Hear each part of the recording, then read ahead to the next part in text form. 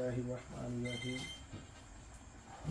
সম্মানিত উপস্থিতি, আজকে আমরা এখানে যে আমরা একত্রিত হয়েছি, আমি অতীতে আসলে আজিম ভাইয়ের পক্ষে কাজ করেছি বিএনপি, কিন্তু এখন এই মুহূর্তে আমাদের দানের শীষ লাকসাম মনোহরগঞ্জের কালাম ভাইয়ের হাতে উপহার দিয়েছে এবং কি আমি আজকে কয়েকদিন কালাম ভাইয়ের পক্ষে কাজ করতেছি।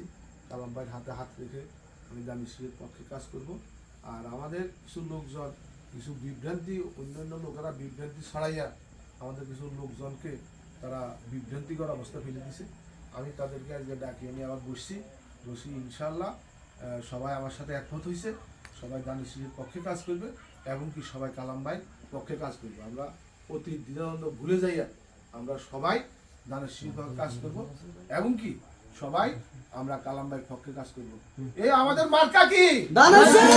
মার্কাটা কি? দানের শীষ। নেতা কে? কালাম ভাই। মার্কাটা কি? দানের শীষ। ওদের নেতা কে? কালাম ভাই।